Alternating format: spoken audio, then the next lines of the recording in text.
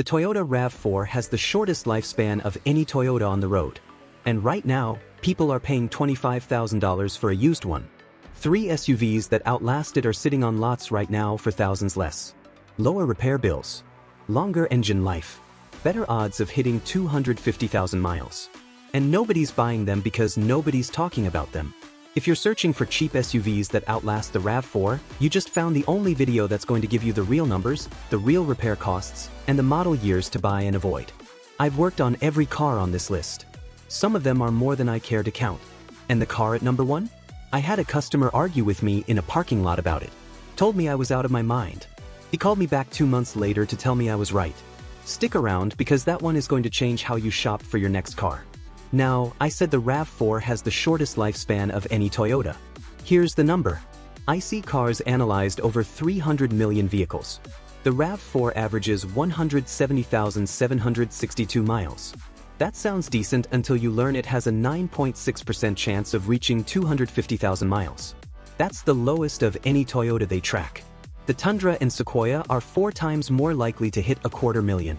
You're paying a Toyota premium for Toyota's weakest long-term performer.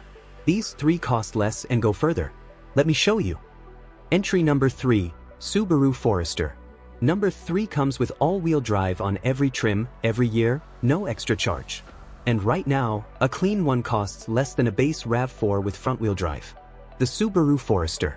Last month I had a 2019 Forester Premium roll-in, 87,000 miles. The owner bought it 3 years ago for $14,000. All-wheel drive, heated seats, EyeSight safety suite. He came in for an oil change and a set of brake pads. That was it. 87,000 miles of Michigan winters, daily driving, gravel roads on weekends. His biggest expense since he bought it was a set of brake pads at $280. You know what he told me? He said nobody else even looked at it when he bought it. The dealer had it sitting there for 60 days. He got $2,000 off asking because they couldn't move it. A 2019 Forester Premium? $15,000 to $17,000 right now. A 2021? $20,000 to $23,000. Compare that to a RAV4 of the same year and you're saving $3,000 to $5,000. And you're getting standard all-wheel drive the RAV4 charges extra for. Annual repair cost across all model years, $632 per RepairPal. The newer ones come in well under that. I just gave you the good news. Here's the part where I earn your trust. The older Foresters had a real problem. 2001 through 2009, the EJ25 Boxer engine used a single-layer head gasket that would start leaking between 50,000 and 70,000 miles. That's a $2,400 to $3,500 repair. It was widespread. Subaru knew about it. Here's what most videos skip. Subaru fixed it. The 2011 and newer models switched to the FB25 engine with a multi-layer steel gasket.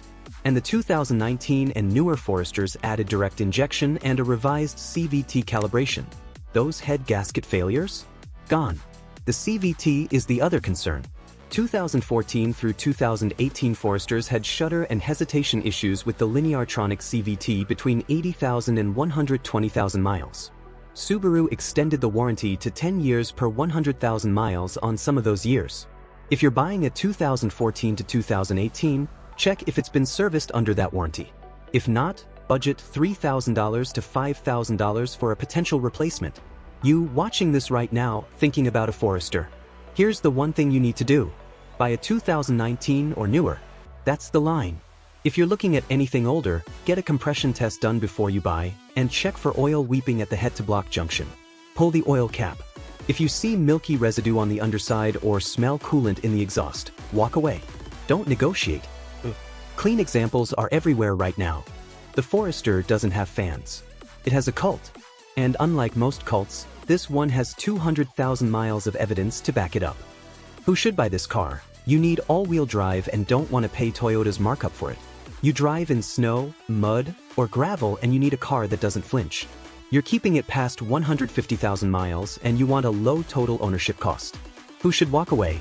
You want a smooth, quiet highway ride. The Boxer engine hums. You'll hear it. You can't stand CVTs. The Forester has used one on every model since 2014. You're buying 2014 through 2018 and don't want to play the CVT lottery. My verdict: buy a 2019 or newer, Change the CVT fluid every 30,000 miles instead of the 60,000 the manual says, and this car will go places the RAV4 can't. Literally and figuratively. That was the one everybody overlooks because of the brand's history. This next one? People know the name. They see it everywhere. But almost nobody realizes how good the real numbers actually are. Entry number 2, Mazda CX-5. Number 2 ranks number 1 in reliability out of 26 midsize SUVs. And it costs less per year to maintain than a Honda Civic. $447 a year in average repair costs. That's $126 less than the midsize SUV average and $200 less than the average car on the road. A 2018 CX-5 Touring? $13,000 to $15,000. A 2020? $18,000 to $22,000. Both under what a RAV4 of the same year costs. Now here's the part that surprises even mechanics. While every other manufacturer was chasing CVTs and turbochargers, Mazda kept it simple. Naturally aspirated Skyactiv 2.5-liter 4-cylinder paired with a traditional 6-speed automatic. No CVT. No belt-driven transmission. No turbo to fail at 80,000 miles. Mazda got competitive fuel economy by making the basic engineering better instead of adding complexity. That's why RepairPal ranks them first. Had a 2017 CX-5 Touring come through last year. 143,000 miles. Replaced the brake pads and rotors. That was the entire service history of 60,000 miles. The most common complaint I hear from CX-5 owners in the shop? The rear brakes were a little fast. That's a $300 job. On the list of car problems, that's a rounding error. Stick with 2017 or newer. That's the second generation, and it's where Mazda dialed everything in. Check the windshield for cracks before you buy. It's the number 1 complaint on car complaints. Cheap to know about, expensive to find out later because the sensor calibration after replacement adds to the cost. The CX-5 is what happens when engineers build a car instead of a marketing department. No gimmicks. No turbos. No CVT. It just works. Real quick. The stuff I'm breaking down right now? Subscribe and you get it every week for nothing. Every video I put out is designed to keep money in your pocket and out of a service advisor's commission check. Who should buy this car? You want the lowest total cost of ownership in the compact SUV segment. Period. You care about how the car drives. The CX-5 handles like a sedan, not a boat. You want a traditional automatic transmission and you're keeping it past 200,000 miles. Who should walk away? You need maximum cargo space. The CX-5 is tighter than a RAV4 or Forester behind the rear seats. You need all-wheel drive standard. Base CX-5 is front-wheel drive only. You want a hybrid? Mazda doesn't offer one on the CX-5 until the 2027 model year. Bottom line, this is the car I'd tell my sister to buy. It starts every morning, never complains, and costs less to fix than your coffee habit. Alright, those two were the smart picks. Reliable, cheap, no drama. But number 1 is different. Number 1 is the car that makes people stare at me like I've lost my mind when I tell them the price. Because it shouldn't cost what it costs. And it outlasts everything else on this list. Before I show you number 1, drop your guess in the comments. I want to see how many of you get this right. And if you've owned any of these 3, tell me your mileage below. I want to know if the shop matches the street. Entry number 1, Lexus RX 350. Number 1, a luxury SUV. For less than a used RAV4. With the lowest repair costs in its entire segment. And a drivetrain that crosses 250,000 miles without flinching. The Lexus RX 350 runs the 2GR FE 3.5-liter V6. This is the same engine family Toyota puts in the Highlander, the Avalon, and the Sienna. Same part numbers. Same suppliers. Same engineering team. It uses a timing chain instead of a belt, so there's no $800 replacement every 60,000 miles. Toyota has been building variations of this engine since 2005. 2 decades of refinement. The failure rate on the long block is essentially 0 when maintained. That's a Toyota engine inside a luxury body selling for Toyota money. And almost nobody realizes it. This is the parking lot story.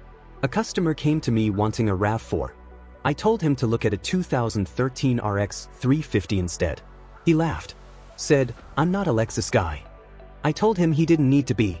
I showed him the parts catalog. Same part numbers as the Toyota sitting next to it. I showed him the repair cost data. I showed him the JD Power rankings. He bought a 2014 RX 350 with 92,000 miles for $16,000.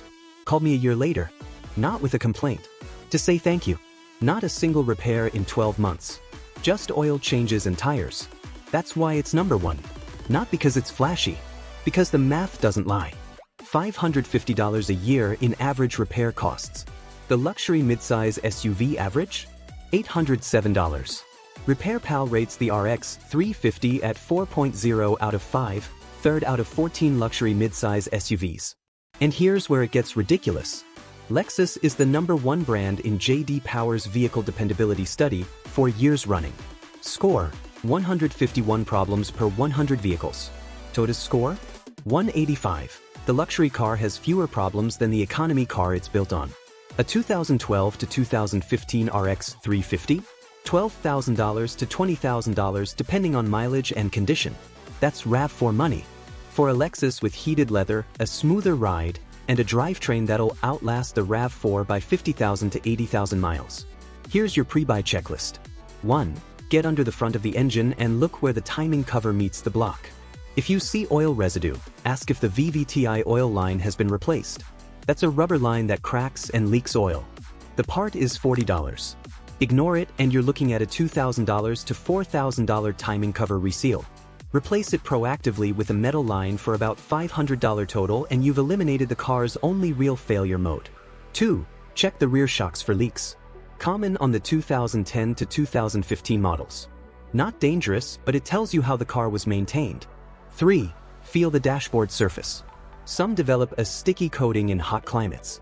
Cosmetic, not mechanical, but it's leverage on the price. The Lexus RX 350 is a Toyota that went to finishing school. Same bones, same muscle, better manners. And right now, it costs less than the Toyota it's based on. Who should buy this car? You want the longest-lasting drivetrain on this list.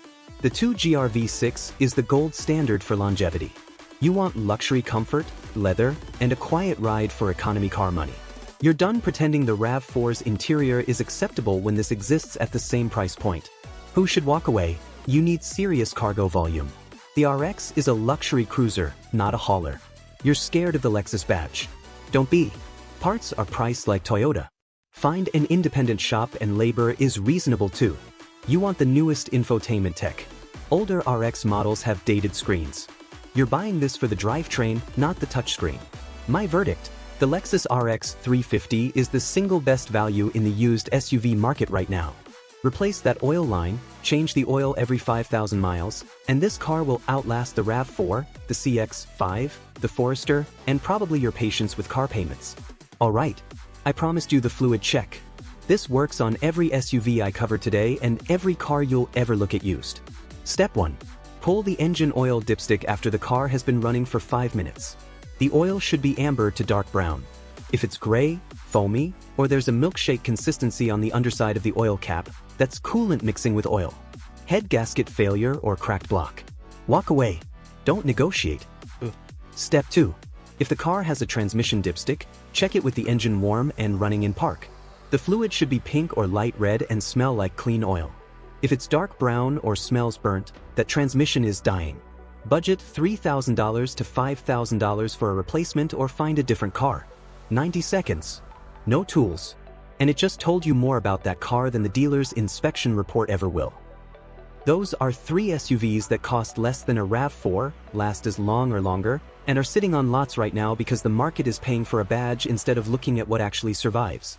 You now know more about what lasts past 200,000 miles than 90% of the people walking onto a dealer lot this weekend. Next time a salesman uses the word reliable, you'll know exactly which questions to ask and exactly what to check. If this video just kept you from overpaying for a RAV4, the next question is, what else are you overpaying for? I made a full video breaking down the used SUVs mechanics actually buy for their own families. 2 of the cars on that list surprised me. That's the one right here. It's the logical next step. That's 20 years on the bench talking. Take it or leave it. I'll see you in the next one.